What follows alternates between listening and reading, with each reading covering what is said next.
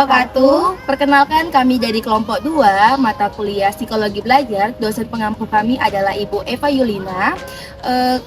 Kami akan memberikan 7 tips dalam mengatur waktu belajar. Sebelumnya, perkenalkan saya Sakilasa, NPM 218619191.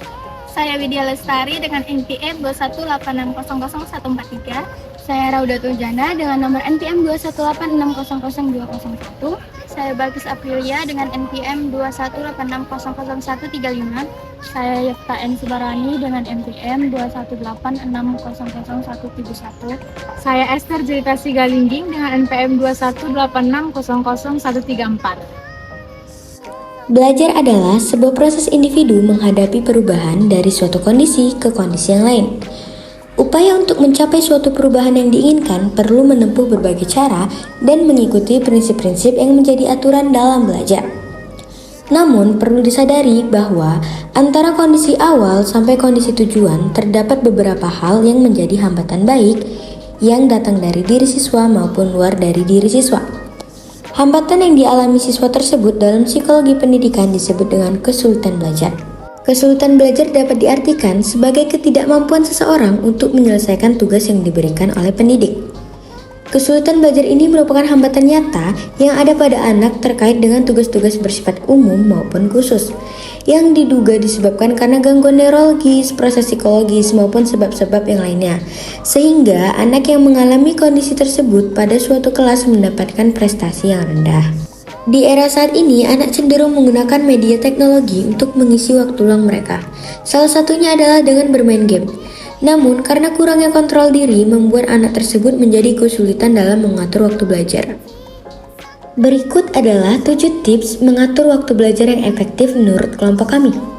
Yang pertama adalah membuat jadwal kegiatan harian. Nah, kenapa kita harus membuat jadwal kegiatan harian? Yang pertama itu untuk menentukan jadwal-jadwal atau kegiatan-kegiatan apa saja yang akan kita lakukan pada hari ini, besok, dan hari-hari selanjutnya. Nah, hal ini juga berguna untuk membuat kita lebih produktif lagi dalam menggunakan waktu. Nah, yang kedua adalah membuat skala prioritas. Nah, kenapa kita harus membuat skala prioritas?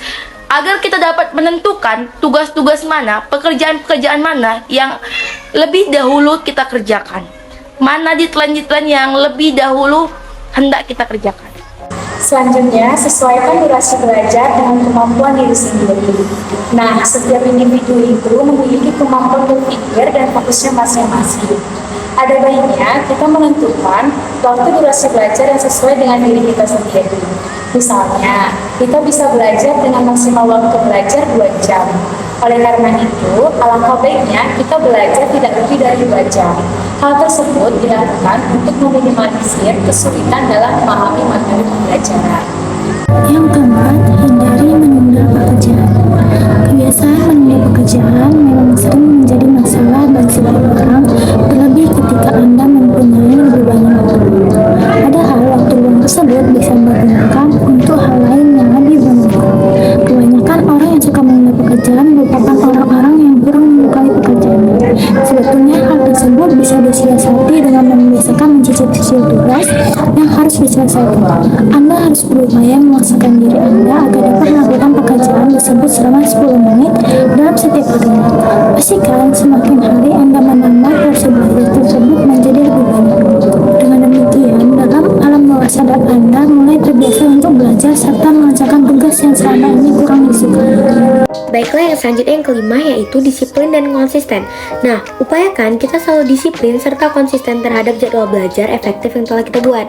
Nah, memang di saat kita memulainya kita membutuhkan suatu komitmen yang sangat besar dan upayakan kita tidak melanggarnya walaupun hanya 1 kali saja. Kenapa? Karena bila kita melanggarnya 1 kali saja, kita bisa beranggapan bahwasanya hal tersebut itu suatu kewajaran. Nah, setelah kita beranggapan bahwa hal tersebut kewajaran, kita bisa melakukannya berulang-ulang gitu.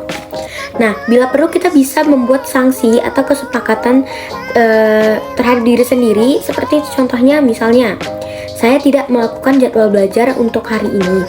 Nah, keesokan harinya saya bisa melakukan jadwal belajar itu menjadi 2 kali lipat untuk menggantikan yang semalam dan hari ini. Nah, sanksi itu dapat diaplikasikan dengan baik bila kita meminta bantuan kepada orang tua atau saudara kita. Yang keenam yaitu siapkan waktu beristirahat. Jadi manfaatkanlah waktu libur dengan merilekskan pikiran dan fisik kalian dengan cara melakukan hobi dan berekreasi dengan teman. Nah, adapun cara lain yang dapat kita lakukan untuk mengatur waktu belajar yaitu melakukan evaluasi secara rutin. Jangan lupa untuk melakukan evaluasi mandiri setiap 2 minggu sekali untuk mengukur seberapa efektif cara mengukur waktu yang sudah kita lakukan.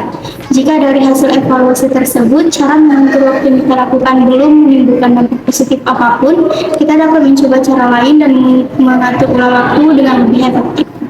Sekian dari kami, terima kasih bagi yang sudah menonton. Mudah-mudahan video kami bermanfaat untuk kalian semua.